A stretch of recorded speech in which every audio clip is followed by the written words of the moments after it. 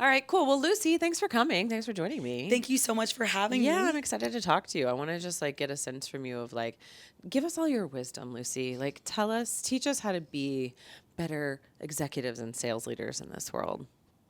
I mean, I would love to kind of harness some of the things that I've learned along the way. Yeah, I love But it. yeah, and then Well, you give me all of your wisdom yeah, on how right. to extract the best out of people. I shall think. Hopefully, I have some wisdom to give you today, even though we're like at day 3 of this conference in Vegas. But first, let's start with a little bit of like, what's your background? How did you get to where you are? Talk to me about like the Lucy like bio. Yeah, so I started out my career in finance. My timing was, I would say, interesting in the sense of I joined Goldman Sachs literally coming right out of the financial crisis.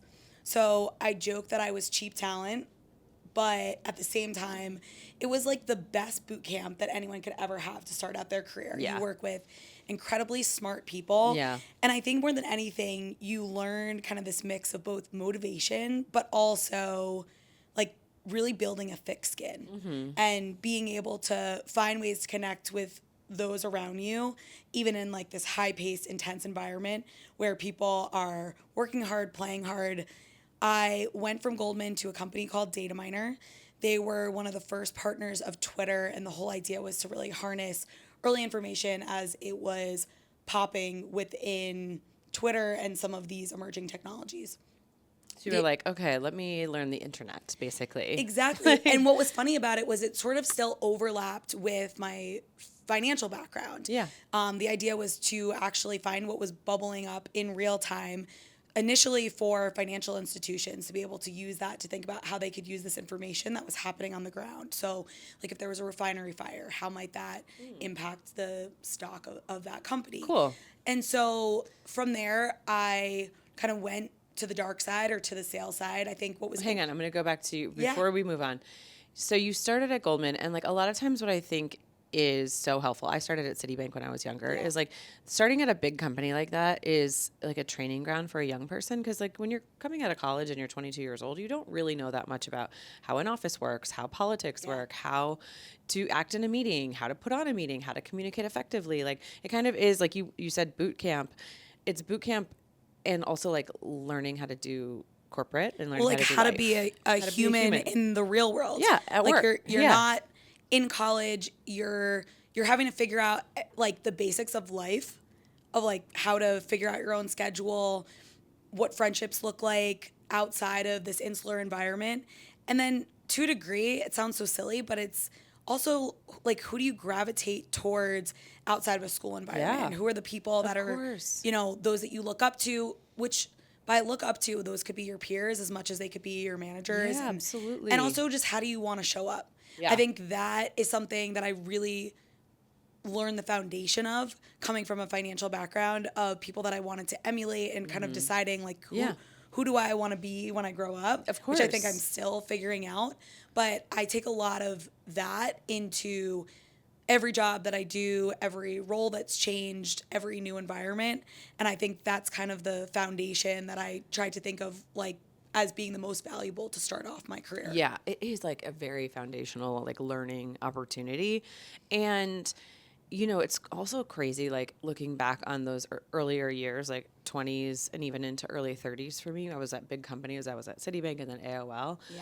And it's like those are also my best friends Yeah. still. You know what I mean? So it's like I see all these people, like we're at a conference right now. I see all these people here, and it's like the people that you've grown up with in this industry, and like you just have such affinity for them because that's the other thing about like for young people when you are in an environment where you're in a big company and you're in this training ground, you're with all these people. It's like you're also building your like tight network. Absolutely. Well, and one of the things that's funny, especially you coming from AOL, a lot of the overlap of people that we know, some of those folks were at AOL. And I joke that they were actually a big part of my journey because a few of those folks that were millennial into AOL had come from a finance background. And actually, when I was trying to figure out after Data Miner, what's next for me. And I was thinking, do I go back to traditional finance or do I want to maybe try something new? I chatted with some of these friends that had come from the banking side and just ask them questions about like what this new life was that they had Yeah. created for themselves, what the opportunity was. And that's how I started getting a peek under the hood of like, what is ad tech? What is MarTech? What are these companies doing? Is this going to be a place that I can not just survive, but thrive? And so actually those were some of the people that gained confidence in me, and then vice versa, of me trying to potentially explore another route that has turned into a career path that's Yeah. been really fun and motivating Yeah. for, you know, me kind of building on that foundation. Yeah, it's interesting too because, you know, finance was a bit of a traditional background in a traditional industry, and then going into the internet, like back in that time in 2014, 2013, whatever it was, like that was like the emergence of like so much of our internet today, and like the structure and how it works, and like sales and ads, and like you know, it's just I guess we came up at an interesting time, right? Like we came up at this time where it was like, oh, it's like probably like when people started going to California for the gold rush. It's like, oh, this land of opportunity, the internet, you know? Well, totally. It's also something that all these new technologies were emerging. I think when you think about all these different eras in a way, like that was an era in itself. Was, to a sense, the internet is free because of advertising.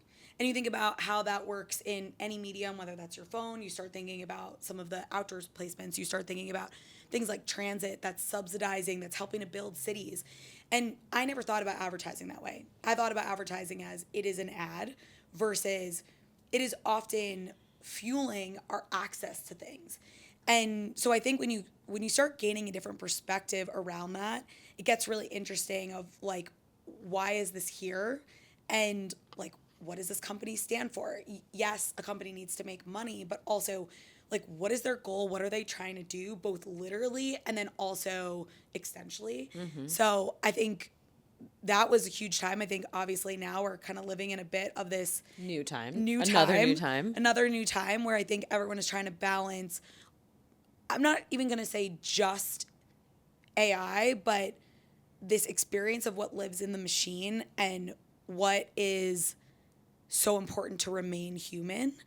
And I think that if we look at that, like that's going to be a really interesting element of how those things are balanced, not just the technology side, but how we continue to remain like people in all of this and think about consumers as people, not as just agents of something else. I just had this really random thought that is like, I wonder if people are going to start, because we used to like work with our hands and do manual labor, and now we like sit at a computer and like click keyboards. And I wonder if like with AI, we're going to be just like talking into our glasses or our whatever, our wearables. We're not even going to be like, I wonder if there's going to be this like massive emergence of people doing like clay pottery and like, planting fisheries, or like, you know what I mean? Like, are people just going to like go back to like manual labor as a hobby? Well, you think about also all of these ways that people talk about trying to disconnect. It's almost like we're talking about the opposite, where we talked about connection in the past as two people connecting. And now when we talk about what can you connect, we're typically talking about computers, machines, technology, Social media, all these things that in a way are almost doing the opposite. Yeah. They're like derailing us from that connection. So I think that people have started putting more value on experience. I think human connection. Absolutely. And whether that's time together, that's dinners. I think about like where I choose to like spend money. And often that's going to be on trips, on ways that I'm spending time with people. Yeah. And I think the biggest thing too is there's a way to do that where you're still not present. Yeah. But I think it's important for all of us to kind of reevaluate, like, how do we be present both when we're trying to get off grid, but also like in our actual jobs. I think one of the lessons I've probably learned over the last couple of years as we started doing, so much that was, over Zoom or Meet or Teams, is it is very easy when you are on a screen to be doing 15 other things and getting distracted. And so that's been a huge piece for me of trying to actually take a concerted effort of being present in the meetings that I'm on, because too. people know when you're distracted. Yeah. And it's one thing to say, hey, give me 1 second. I need a minute to respond to this. I think people respect that versus I think multitasking is a great trait to Yes. have, but at the same time, I think it is becoming more apparent when people are in 2 places at once. Yeah, for sure. It's really annoying. Yeah. I was putting up my 2026 ins and outs, and one of the things I put that is out is putting your phone on the table at dinner. Like, ugh, I don't want to look at your phone at dinner. I just don't. Yeah. You know, and it's to your point, if somebody's like, oh, I need to check on my kids or whatever, it's like, that's a different story. course. But like, let's not like have 2 people just on their phones having dinner together. What's the fucking point? Like, I mean, I think about restaurants where you go in and you see 2 people All on the a time, date and you wonder, constantly. I really hope this isn't your first date, but also if you've been married for 20 years, is that also the experience That's that you not want the to have vibe when you're going either. out? No, I know. Yeah. I used to do this podcast remotely, and then I realized I hate that. I need to see someone's face. I need to feel their vibe. I need to like be in front of them. And so I changed completely, and I basically don't take remote interviews anymore. Even if it's a think that's great important. person, because I'm just like, it doesn't work for me. It's like, I Yeah. don't want to watch a Zoom meeting, and I don't think you want to watch me on a Zoom meeting. Well, and I think it comes down to chemistry. Chemistry can be in personal relationships, it can be in business relationships. It can also just be like how immersed in a conversation can you really be in a lot of ways if it's through a screen. I think like Yeah. people feel energy. Yeah. Doesn't mean you can't feel energy when you're having a conversation remotely. Yeah. But it feels different when you're in person of like what someone is emoting. I had a remote Reiki session, which I was like, Interesting. this is about the most wacky thing I could imagine. Well, trying especially to do when remotely. it's energy and It's touch. literally energy healing, and Yes. it's like energy healing through the body Right. to body, and you're just like, I'm doing Through a this on screen. Zoom. It was so It's weird. like E.T. It was so weird. Okay. Anyway, back to the conversation at hand. So then you decided to move into sales. So talk to me about like that transition and like, yeah, talk to me about sales. Like, why sales? I think that, and you know, we've talked about this a little bit. Like everyone is a seller in some way, whether it's convincing someone to do something for you, with you, someone to be your friend in a way. It's not To really, give you an upgrade at a hotel. Somebody to exactly. And it's when you have a problem, how do you treat people? What does customer service look like? I think that for me, the idea of convincing someone of something that they otherwise may not believe was a really fun proposition. Both of the companies that I've gone to that were in a startup phase, I think one of the most important things to me personally was that they first needed to be things that I believed in. I couldn't really sell something or want to get behind something to try and convince people to buy something that I didn't believe in myself. So I think the fun of like convincing something or someone of something that they otherwise wouldn't believe was a really fun proposition. Yeah. I think Yeah, that is really fun. It's like, and it's probably really satisfying when you can like, because you're like, I did that. I convinced you. Like, and, Yes. and not to be sinister, like, oh, I convinced you to do this No, thing. no, but like, no, no. I was able to enroll you into the vision that I had for you, and you came on board. And like that for you, that must Right. be like, oh, that's cool. Well, and because I believe in it too. So Right. I think it immediately kind of joins people. I think one of the fun parts of being at a place like CES is you see new clients, new people, new friends, new folks that you haven't connected with before. Sometimes that's at a meeting. Sometimes it's at a dinner. Sometimes it's at the blackjack table. yeah, or the chandelier bar at 1:00 in the morning. But I think that you have a new opportunity to have someone believe in you, not just what you're selling or bringing to the table. But I think that the opportunity of trying to also help people's businesses, like, what am I selling? Is it something that's going to enhance a brand and how they show up in the market? I think that's really fun. As someone that hasn't been on the brand side, it gives me an opportunity to get a look under the hood of all these brands and companies that I look at from the outside and try and understand what they care about, which I think for me, when I thought about finance, in a lot of ways, it wasn't necessarily something that I was super passionate about, and there were people that were really passionate.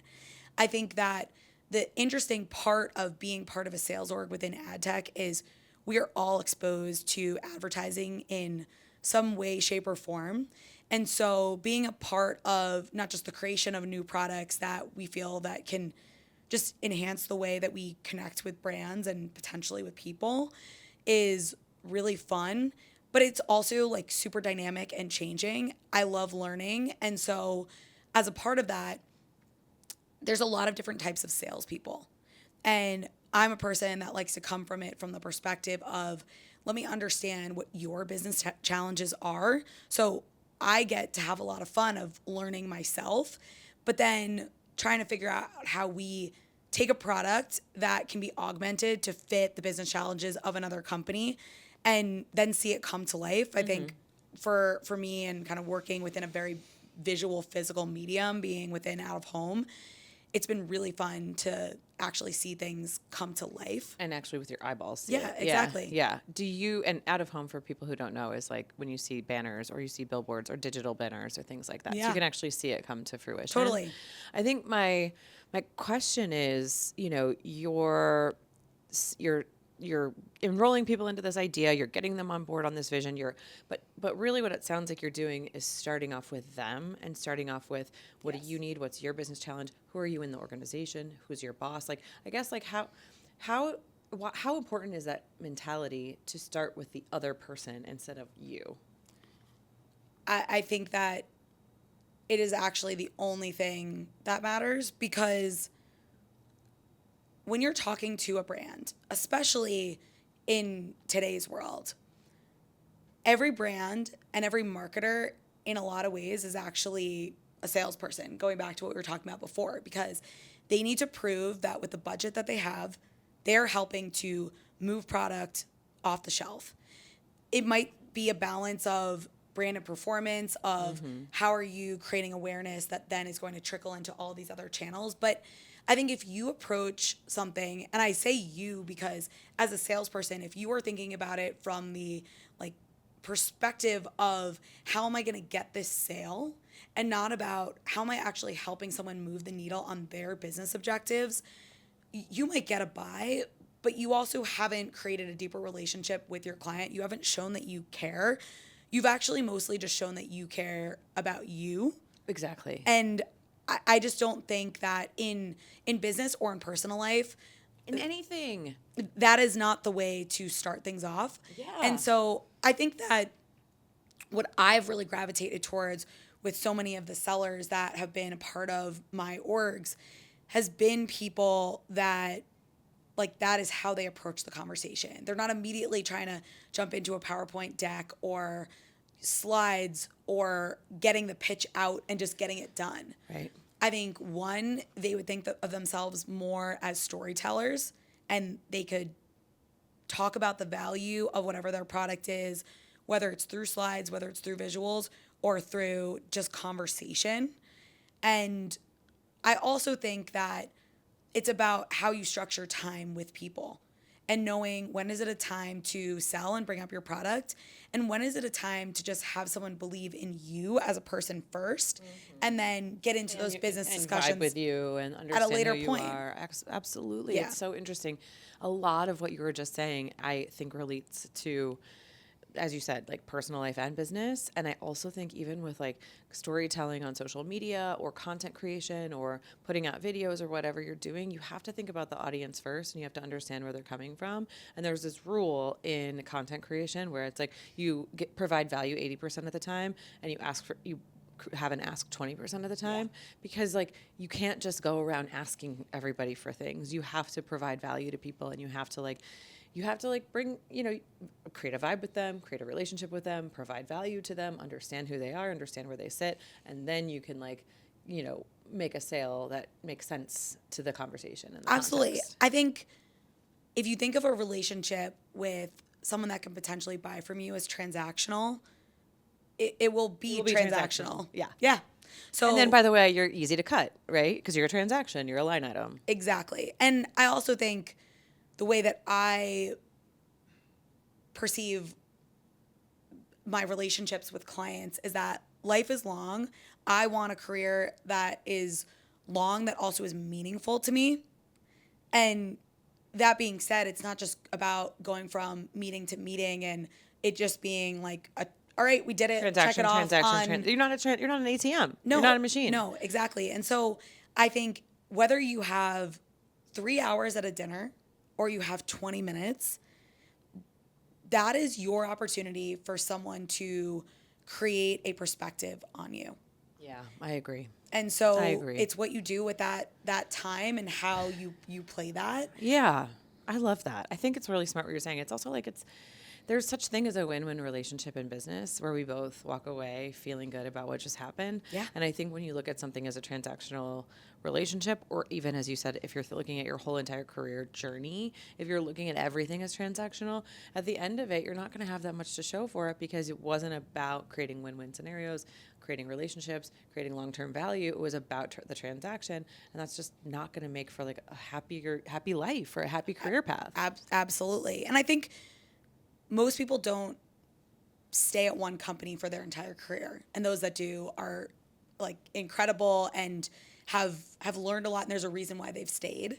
But at the same time, you want someone to also believe that you think that they are valuable, not just because of the brand or the agency that they work for. That is the word that comes below their name on LinkedIn. It's also that you care about them and you want to see that person succeed. See them succeed. You're going to watch them throughout their career. They're going to go to other places. You're going to go to other places. That's why I think it's so important to represent products that you believe in, because having someone buy something from you because they believed in you and it doesn't work, which, look, things happen and it's also how you deal with those scenarios, but you need to be able to put yourselves in the shoes of the other person. Mm-hmm. Yeah. I love that. I love it. Okay, tell me a piece of advice you give young women on your team that come to you for career advice.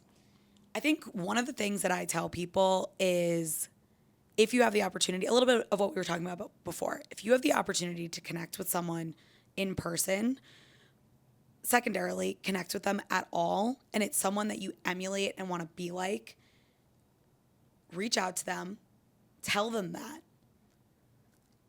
Be vulnerable in those conversations and like reach out to the people that are the people that you look up to and like go and try and create a relationship with them. That doesn't mean that you have a meeting with them every week, but I think in both directions, I have people that I reach out to that I'm, fangirling with, that I might reach out to on LinkedIn, or I see them at an event and I will go up to them even when maybe it's going to be a little bit of an awkward situation. I think it's also reading the room. If they're in the middle of a conversation with either a friend or someone that, looks like it could be a business conversation that you probably shouldn't interrupt, like be aware of that. But you can walk up to someone and say, your career is one that I want to emulate. I think I watched you on this podcast and you were talking about XYZ. Mm-hmm. You were up on stage and you were talking about this, and it was really meaningful to me. I would love to pick your brain about things. Don't ask people for jobs or just blanket advice. Try and create relationships with the people that are your idols and try and turn them into people that become advocates in you. I had someone that actually did that to me, in the sense of they reached out, they wanted to set up, 15-minute quarterly meetings. And I think one of the greatest gifts that I've ever gotten from anyone was a large, 8 by 10 envelope that I got in the mail with, they had printed out all the things that we had talked about in terms of like the lessons and takeaways. And I think it just reminded me that time that I spent was valuable. Actually, it was valuable to them, but it was just as meaningful to me because you can look at where these people are going to go. And I think that I would just say, like, be a little shameless, put yourself in a vulnerable position. Don't send someone an IM or an email that's one line.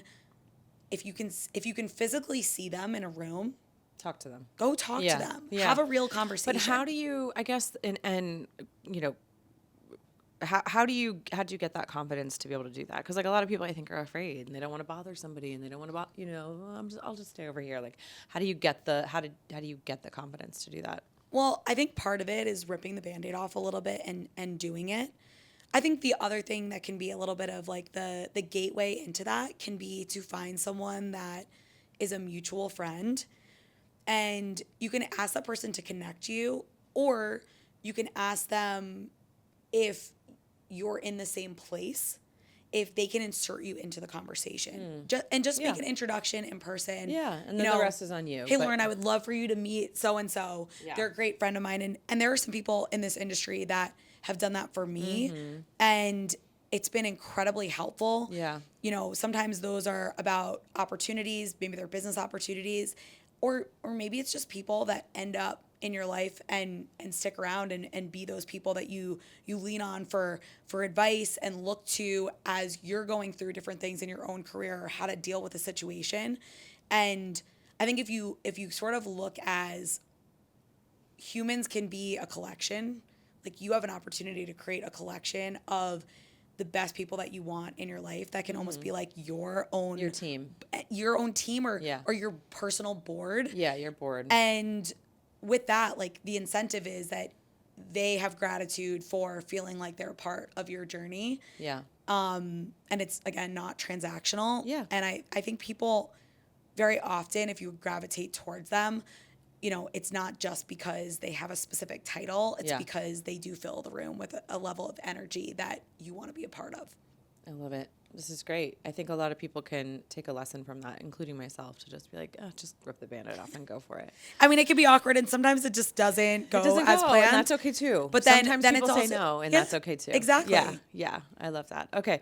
Well, thank you so much for joining me. I really appreciated having you, and thanks for sharing all your wisdom with us. Thank you so much, Lauren. Yeah.